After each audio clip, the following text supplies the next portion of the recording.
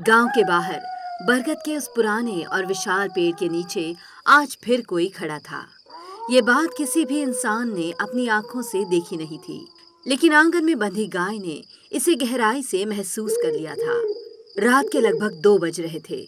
पूरा सोमपुरा गांव गहरी नींद के आगोश में डूबा था। प्रकृति जैसे ठहर गई थी।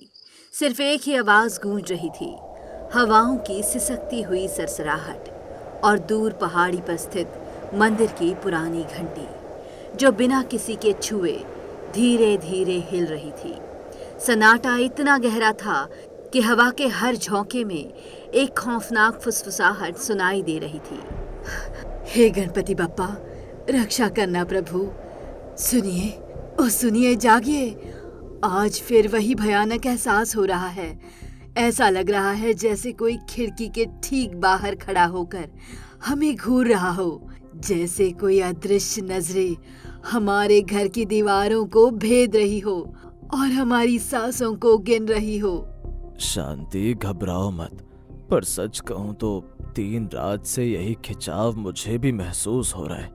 मेरी रूह कांप रही है। ये हवाओं की सामान्य आवाज नहीं है, ये किसी प्राचीन दुख की कराह है। बरगद के उस पेड़ के पास जो अंधेरा इकट्ठा हो रहा है वो सामान्य नहीं है। कुछ बहुत ही अशुभ हमारे गांव की ओर बढ़ रहा है, जिसे हम अपनी खुली आंखों से नहीं देख पा रहे। उसी क्षण आंगन से गाय के रंभाने की एक दिल दहला देने वाली आवाज आई। वह आवाज इतनी करुण और डरावनी थी कि उसने गांव के सन्नाटे को चीर दिया। गाय अपने खूंटे को तोड़ने के लिए पागलों की तरह झटपट रही थी। चांद की रोशनी आज सफेद नहीं, बल्कि कुछ नीली और कांपती हुई सी लग रही थी, मानो आसमान भी नीचे जमीन पर खड़े उस साए से डरा हुआ हो। कविता और रमेश भी अपने कमरे से बाहर निकल आए। रमेश, उधर देखिए, बरगद के पेड़ के पास वो काली परछाई, वो स्थिर नहीं है।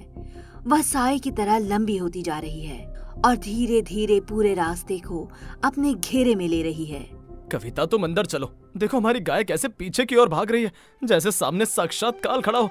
गाय का इस तरह डरना बता रहा है कि वो किसी ऐसी शक्ति को देख रही है जिसे हम नहीं देख सकते। सुबह होते ही ये खबर सोमपुर गांव में आग की तरह फैल गई। सूरज तो निकला, लेकिन उसकी रोशनी में वह पहले जैसी चमक और गर्माहट नहीं थी। लोग समूहों में इकट्ठा होकर काना फूसी कर रहे थे। मंदिर का वह अखंड दीप जो सदियों से जल रहा था, वह रात को अचानक बुझ गया था। गांव के लोग मंदिर के प्रांगण में इकट्ठा हुए। भाइयों और बहनों, सावधान हो जाओ।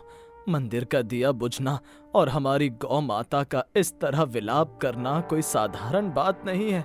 सोमपुरा की पवित्र मिट्टी पर किसी प्राचीन नकारात्मक शक्ति का साया पड़ चुका है। अब हमें सजग रहना होगा। पंडित जी, मैंने कल रात अपनी आंखों से देखा, बरगद के उस खोखले तने के पास 2 विशाल लाल आंखें चमक रही थीं। वो आंखें जलते हुए अंगारों की तरह दहक रही थीं। जैसे ही मेरी नजर उन पर पड़ी, मेरा शरीर पत्थर जैसा ठंडा पड़ गया था। पंडित जी, हमारे घर के पास भी वही भारीपन है। 3 रातों से ऐसे लगता है जैसे कोई अदृश्य दीवार हमारे चारों ओर खिंच गई हो। मेरी बहू कविता को भी कुछ डरावने दृश्य दिखाई दे रहे हैं। तभी अचानक वो गाय जो मंदिर के खंबे से बंधी थी, वो जोर से रंभाई और सीधे भगवान गणेश जी की प्रतिमा के सामने जाकर बैठ गई। उसकी आंखों से लगातार आंसू गिर रहे थे, जैसे वो ईश्वर से गांव के लिए भीख मांग रही हो। अचानक मंदिर के भारी घंटे अपने आप बजने लगे। यह साक्षात विघ्नहर्ता का संकेत है। भगवान गणेश हमें चेतावनी दे रहे हैं कि वो शत्रु जिसे हमने सदियों पहले भुला दिया था, वो अब बहुत करीब है। सूरज की एक दिव्य किरण बादलों को चीरती हुई सीधे गणेश जी की प्रतिमा पर पड़ी। प्रतिमा की आंखें अचानक सजीव और क्रोधित लगने लगी। उसी पल कविता की आंखों के सामने एक भयानक दृश्य कौंधा। एक विशालकाय राक्षस जिसका शरीर सड़ी हुई जड़ों और काली मिट्टी से बना था। वो बरगद के जड़ों के नीचे से खून की तरह उबली हुई मिट्टी को फाड़कर बाहर निकल रहा था। वो आ रहा है, वो जाग गया है। बरगद के नीचे मौत का द्वार खुल गया है। वो हम सबको अपने साथ ले जाने के लिए आ रहा है। उस रात के बाद सोमपुरा का नजारा नरक जैसा होने लगा। खेतों में मवेशी मृत मिलने लगी। किसी के शरीर पर एक भी घाव नहीं था, लेकिन सबकी आंखें बाहर की ओर निकली हुई थी, जैसे उन्होंने मरते वक्त साक्षात खौफ देख लिया हो। हरिदत्त ने गांव के बुजुर्गों और रमेश कविता को अपने कमरे में बुलाया। अब समय आ गया है कि मैं वो राज बताऊं जो मेरे बाबा ने अपनी अंतिम सांस लेते हुए मुझे बताया था। ये गांव जिस जमीन पर बसा है उसके नीचे एक बहुत बड़ा राज दफन है। 100 साल पहले एक महापापी तांत्रिक ने इस गांव को मिटाने के लिए अंधकार की सबसे बड़ी शक्ति को जागृत किया था। बाबूजी, तो फिर उसे रोका कैसे गया था और वो अब क्यों जागा? बेटा, उस समय के महान संतों ने भगवान गणेश की शक्ति का आवाहन करके उस राक्षस को इस पुराने बरगद की जड़ों में बांध दिया था। उसकी रक्षा के लिए एक दिव्य गाय और मंदिर की अखंड ज्योति का संकल्प लिया गया था, लेकिन हमने मंदिर की सुध लेना छोड़ दी। बरगद की पवित्रता को भंग किया गया और हमारी इसी लापरवाही ने उस शैतान की बेड़ियां खोल दी हैं। तभी गाय अचानक घर की खूंटी तोड़कर बरगद की ओर भागने लगी। कविता और रमेश उसके पीछे दौड़े। वहां का वातावरण एकदम बदल चुका था। हवा में सड़ी हुई गंध फैल गई थी और मिट्टी से काली भाप गुब्बारों की तरह निकल रही थी। तुमने मेरी नींद तोड़ी है सोमपुरा के निवासियों। 100 साल की मेरी ये भूख अब तुम्हारे बच्चों के खून से मिटेगी। मैं स्वतंत्र हूँ। भगवान गणेश, हमारी रक्षा करो, हमें बचा लो। अमावस्या की वह भयानक रात आ गई थी। आसमान इतना काला था कि जैसे किसी ने पूरे ब्रह्मांड की कालिख बिखेर दी हो। कविता अपने घर की छत पे खड़ी थी और सूनी आंखों से बरगद के पेड़ को देख रही थी। तभी बादलों के पीछे से चांद की एक पतली सी किरण निकली और सीधे कविता के हृदय पर पड़ी। कविता, डरो मत। तुम्हें इस कार्य के लिए चुना गया है क्योंकि तुम्हारा मन दर्पण की तरह साफ है।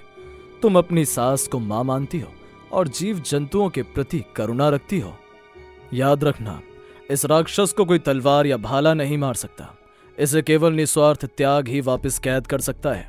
हे दिव्य प्रकाश, मुझे मार्ग दिखाए। मैं अपने गांव और अपने परिवार की रक्षा कैसे करूं? क्या मुझे अपनी गौमाता का बलिदान देना होगा?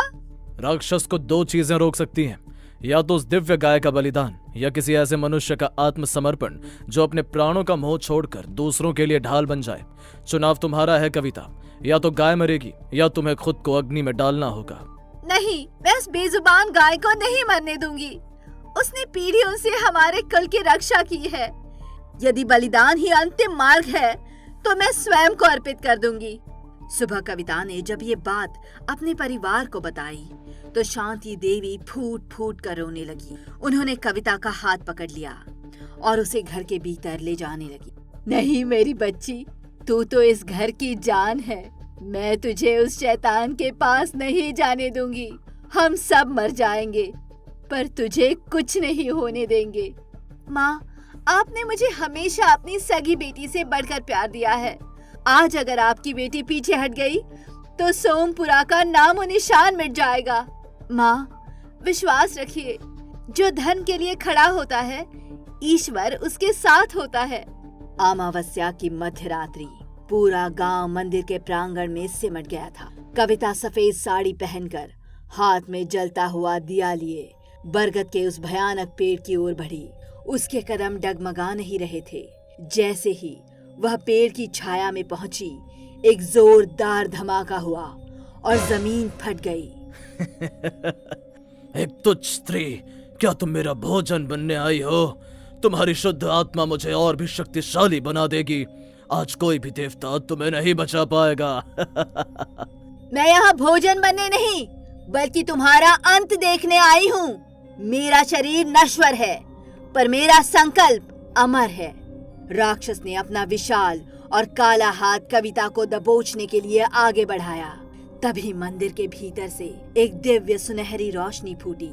वो रोशनी बिजली की तरह आई और कविता के चारों ओर एक सुरक्षा का घेरा बना दिया। राक्षस का हाथ जैसे ही उस घेरे से टकराया, वह किसी तेजाब की तरह जलने लगा। ये क्या है? ये अग्नि मुझे क्यों जला रही है? अचानक आकाश से एक विशाल पाश प्रकट हुआ। ये स्वयं भगवान गणेश जी का पाश था, जिसे कविता के त्याग ने आकर्षित किया था। उस सुनहरे पाश ने राक्षस की गर्दन और उसकी विशाल भुजाओं को बुरी तरह जकड़ लिया। वह पाश कोई साधारण बंधन नहीं था, वह कविता के प्रेम और श्रद्धा की शक्ति से बना था। मुझे छोड़ दो, मुझे पाताल वापस जाने दो। ये करुणा, ये प्रेम, ये सहनीय है। मैं जल रहा हूँ। तभी सूरज की पहली किरण पूरब की पहाड़ियों से फूट पड़ी। जैसे ही वह पहली दिव्य किरण राक्षस के मस्तक पर पड़ी, उसका शरीर मिट्टी की तरह ढहने लगा। वह दिव्य पाश उसे खींचकर जमीन की उस गहरी और अंधेरी दरार में ले गया जहां से वो निकला था। राक्षस की एक अंतिम और दिल दहला देने वाली चीख गूंजी और फिर सब कुछ शांत हो गया। जैसे ही राक्षस गायब हुआ, वो भयानक दरार अपने आप भर गई। वहां की मिट्टी से अब चंदन की खुशबू आ रही थी। बरगद का पेड़, जो कल तक सूखा और डरावना लग रहा था, अचानक हरा भरा हो गया। पूरा गांव दौड़कर कविता के पास पहुंचा। रमेश और शांति देवी ने उसे गले लगा लिया। आज कविता ने अपनी पवित्रता और साहस से उस 100 साल पुराने श्राप को हमेशा के लिए जड़ से मिटा दिया। आज सोमपुरा फिर से जन्म ले रहा है। मेरी बेटी, तूने आज न केवल इस घर की बल्कि पूरे संसार की मानवता की लाज रख ली। तू साक्षात देवी का रूप है। मंदिर की घंटियां अब विजय के उल्लास में बज रही थी। वो दिव्य गाय कविता के पास आई और धीरे से अपना सिर उसके कंधे पर रख दिया, जैसे वो भी धन्यवाद कर रही हो। उस दिन के बाद सोमपुरा में कभी अंधेरा नहीं हुआ। लोगों ने मंदिर की सेवा को ही अपना धर्म बना लिया। सोमपुर की ये गाथा आज भी हवाओं में गूंजती है। ये हमें सिखाती है कि चाहे अंधेरा कितना भी घना हो, प्रेम, करुणा और निस्वार्थ त्याग का एक छोटा सा दिया उसे मिटाने के लिए काफी है। जब तक मनुष्य के हृदय में दूसरों के प्रति दया जीवित है, तब तक कोई भी अधर्मी शक्ति इस संसार को जीत नहीं सकती। गणपति बाप्पा मोरया।